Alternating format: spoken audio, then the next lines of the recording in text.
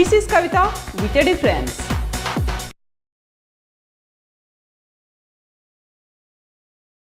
కృష్ణాయ యాదవేంద్రాయ జ్ఞానముద్రాయ యోగినే నాథాయ రుక్మిణీశాయ నమో వేదాంత వేదినే. కృష్ణయ్య ఒక అద్భుతమైనటువంటి పరిపూర్ణమైనటువంటి అవతార స్వరూపాన్ని ఈ ధరిత్రికి చూపించారు. ఒక పక్కన బాల్యము నుండే లీలలన్నిటినీ చేసుకుంటూ వెళ్తూ ఆ లీలలన్నీ సరిపోవు, లీలల్ని చూసినటువంటి వాడు లీలల దగ్గరే ఆగిపోతారు. దానికంటే అతీతంగా అది దాటి ప్రతివాడు వాడి లోపల ఉండేటటువంటి దోషాలన్నీ దిద్దుకుండేటటువంటి ఒక మహత్తరమైన ఉపనిషత్ వేదాంత సారాన్ని అందించాలి, ఈ మానవాళిని మొత్తాన్ని ఉద్ధరించాలి అనే సదుద్దేశ్యంతో అద్భుతమైనటువంటి యుద్ధరంగం మధ్యలో అర్జునుడు నా నా నా నా అని మోహంతో నా బంధువులు, నా తాత, నా గురువు అని బాధపడుతున్న సమయంలో మోహము నుంచి అతన్ని దూరము చేసి, అంటే మానసిక దౌర్బల్యంతో ఉన్నటువంటి అర్జునుడికి ఏది కర్తవ్యము అనేటటువంటి కర్తవ్య బోధ చేసినటువంటి మహితోన్నతమైనటువంటి ఆ ఉపదేశమే భగవద్గీత. అంటే సాక్షాత్తు భగవంతుడిచే గానం చేయబడ్డది. అలాంటి ఆ భగవద్గీత ఉద్భవించినటువంటి రోజుగా 2-3 రోజులు చెప్తే అందులో ప్రసిద్ధిగా మార్గశిర శుద్ధ ఏకాదశిని కూడా మనం చెప్పుకుంటాం. ఈ గీతా జయంతి అనేటటువంటిది ఏదో ఆ రోజు జరిగింది అని అనుకోకుండా ప్రతి నిత్యము ప్రతి ఒక్క హృదయములో ఈ భగవద్గీత అనేటటువంటిది పుడుతూనే ఉండాలి, ప్రతి క్షణము పుట్టాల్సినటువంటిది. కారణం ఏమిటి అంటే, ఒక అర్జునుణ్ణి దూడగా చేసుకొని ఉపనిషత్తులన్నీ ఉండేటటువంటి ఆవు దగ్గరికి పంపించి చేపగానే ఆ అద్భుతమైన ఉపనిషత్ సారాంశం మానవాళికి అందించాలి అనే ఉద్దేశంతో ఆ ఘట్టం వచ్చింది. అది ఎవరు చూశారయ్యా ఆ సమయంలో అంటే ధృతరాష్ట్రుడు కూడా చూశాడు. ధృతరాష్ట్రుడు అంటే పూర్ణమైనటువంటి గుడ్డివాడు. ధృతరాష్ట్రుడు ఆయన కాదు, మనం అందరము ధృతరాష్ట్రులమే. నిత్యము ఈ యుద్ధరంగంలో కళ్ళు మూసుకొని నా నా నా అనే మోహంతో కొట్టుకుంటున్నాం. అర్జునుడు పాపం ప్రేమతోటి మోహము, ఈయనకి రాగముతో కూడినటువంటి మోహము ధృతరాష్ట్రుడికి. ఇవన్నీ పోవాలి అంటే భగవద్గీత అనేది కావాలని ఆ భగవద్గీతని భగవంతుడు మన శ్రేయస్సు కోసం అందించినటువంటి మహత్తరమైన రోజు ఈ మార్గశిర శుద్ధ ఏకాదశి.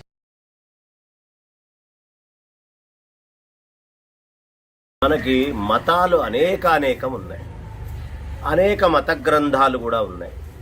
ఎన్ని మత గ్రంథాలు ఉన్నప్పటికీ అన్ని మత గ్రంథాలు వేదానికి విరుద్ధంగా ఏవి ఉండవు. అన్ని వేదము నుంచి ఉపనిషత్తుల నుంచి వచ్చేటటువంటివే ఉంటాయి. ఏ మత గ్రంథమైనా విష్ణు అధికము అని చెప్పినవి వైష్ణవ గ్రంథాలు అనుకుందాం, శివుడు అధికము అని చెప్పేటటువంటివి శివపురాణాదులు ఇత్యాదులు అనుకుందాం, శక్తి అధికము అని అనుకున్న అవి.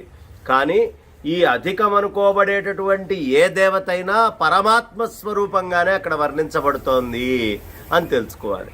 కాబట్టి ఆ పరమాత్మ స్వరూపాన్ని బాగా తెలిసినటువంటి మన యొక్క ఆ ఋషి హృదయం ఏదైతే ఉందో అది ప్రజలందరికీ అందజేయాలి అనే ఉద్దేశంతో పరమాత్మే స్వయంగా వచ్చి, కృష్ణయ్యే స్వయంగా ఈ భూమి మీదకి వచ్చి, ఇదిగోనయ్యా ఈ విధంగా గనక మీరు ఆచరించినట్లయితే ఇది సూత్రము, ఇది రాజయోగము, ఇది రాజవిద్య, ఇది విశ్వరూప సందర్శనం, ఇది మోక్ష సన్యాసము, ఇదిగో ఇది విషాదము, ఇది కర్మయోగము అని ఏవేవి అయితే ఆయన జ్ఞాన కర్మ మనకి ఇతరమైన మత గ్రంథాల్లో చెప్పబడి ఉన్నాయో, ఇతరమైన మతము అంటే మళ్ళీ ఏదో వేరే మతాలు అని అనుకోకండి. సనాతన వైదిక ధర్మంలోనే వైష్ణవమా, స్మార్తమా, శాక్తేయమా ఇట్లా ఏవో రకరకాల విభజనలున్నా వాటన్నిటి యొక్క సారభూతమైనటువంటి హృదయము భగవద్గీతలో కృష్ణ పరమాత్మ తీసుకొని వెళ్ళి ప్రవేశపెట్టారు. అందుకనే మనకి ఎన్ని మత గ్రంథాలు ఉన్నా ఆ అన్ని మత గ్రంథాలకి, అన్ని రకాలైనటువంటి పుస్తకాలకి ఏది అధిపతి అంటే భగవద్గీత అని చెప్పచ్చు. భగవద్గీత నిండా ఉన్నది ఉపనిషత్తులు, వేదాంతం యొక్క సంపూర్ణ సారాంశమే.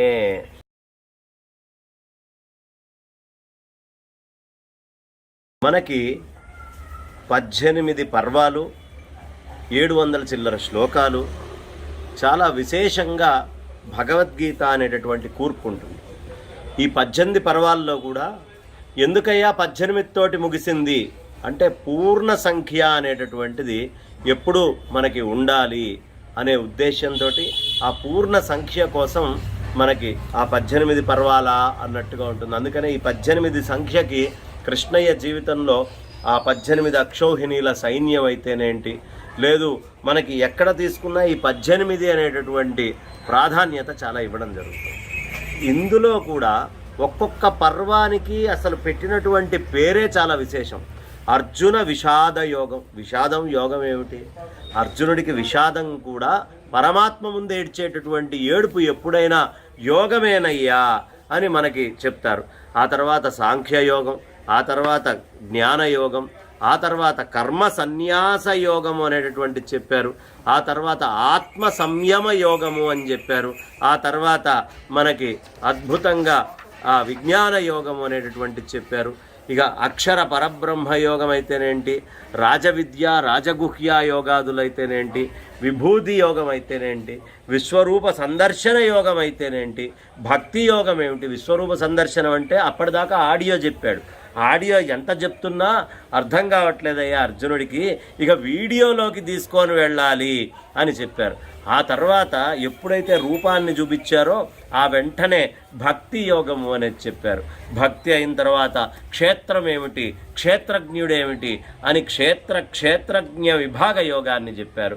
గుణత్రయ విభాగ యోగాన్ని, సత్వరజమేమిటి, రజోగుణమేమిటి, తమమేమిటి, వీటిని ఎట్లా విభజించాలి, ఇవన్నీ పరమాత్మతో ఎట్లా చేరతాయి అనే విషయాల్ని చెప్తూనే పురుషోత్తమ ప్రాప్తి యోగము అనేటటువంటి ఒక యోగాన్ని కూడా చాలా విశేషంగా చెప్పడం జరిగింది. ఇక దైవాసుర సంపద్ విభాగ యోగం. దైవీ సంపద ఏమిటి, ఆసురీ సంపద ఏమిటి, దైవీ సంపదని ఎలా చూడాలి, ఆసురీ సంపదని ఎలా చూడాలి అని చెబుతూనే శ్రద్ధాత్రయ విభాగ యోగము, మోక్ష సన్యాస యోగము అంటూ మొత్తం 18 పర్వాలు మనకి చెప్పుకుంటూ వచ్చారు. చివరికి మోక్ష సన్యాస యోగము. ఇక సర్వధర్మాన్ పరిత్యజ్య మామేకం శరణం వ్రజ అహంత్వా సర్వపాపేభ్యో మోక్షయిష్యామి మా శుచః. ఇక ఇవన్నీ సూత్రాలతోటి కూడినటువంటివి. భగవద్గీతలో ఏ సూత్రాలైతే చెప్పారో అన్ని పురాణాల్లో ఉండే దేవతల్ని ఆ రూపాలతోటే కనిపించేట్టు చేశారు. కాబట్టి మరణించిన తర్వాతే భగవద్గీత పెట్టడము అనేటటువంటిది మూర్ఖత్వంతో కూడినటువంటి జనాలకు ఒక సంప్రదాయం అయిపోయింది. అయితే మరణించిన తర్వాత పెట్టకూడదు అనేటటువంటిది ఎవ్వరూ చెప్పకూడదు, చెప్పడం తప్పు. మరణించిన తర్వాత స్వాంతన ఇచ్చేటటువంటిది భగవద్గీతే. మరి మరణించిన తర్వాతే స్వాంతనిస్తుంది అంటే ఏదో ఒకరోజు ప్రతివాడు మరణిస్తాడు అనే విషయం వాడికి గుర్తుండాలి కదా. అందుకని ప్రతినిత్యము భగవద్గీత పారాయణ చేస్తూనే ఉండాలి. మరణించిన తర్వాత అశోచ్వానన్యశోచస్త్వం ప్రజ్ఞావాదాంశ్చ భాషసే గతాసూన గతాసూంశ్చ నానుశోచంతి పండితాః. నాయన ఎప్పుడు బాధపడకూడనటువంటి వాటి గురించి బాధపడకూడదు అని భగవద్గీతలో మనకి ప్రత్యేకంగా చెప్పబడి ఉంటుంది. కాబట్టి అలాంటి భగవద్గీతని మరణించిన తర్వాతే పెట్టడము అనేది తప్పు. మరణించిన తర్వాత కూడా పెట్టవచ్చు. కానీ ప్రతి నిత్యము ప్రతి వ్యక్తి భగవద్గీత పారాయణని చేస్తూనే ఉండాలి. చేస్తే ఏమవుతుందయ్యా? ధ్యాయతే విషయాన్ పుంసః సంగస్తేషూపజాయతే సంగాత్ సంజాయతే కామం కామాత్ క్రోధోభిజాయతే క్రోధాత్ భవతి సమ్మోహః సమ్మోహాత్ స్మృతిభ్రంశో స్మృతిభ్రంశాత్ బుద్ధినాశః బుద్ధినాశాత్ ప్రణశ్యతి.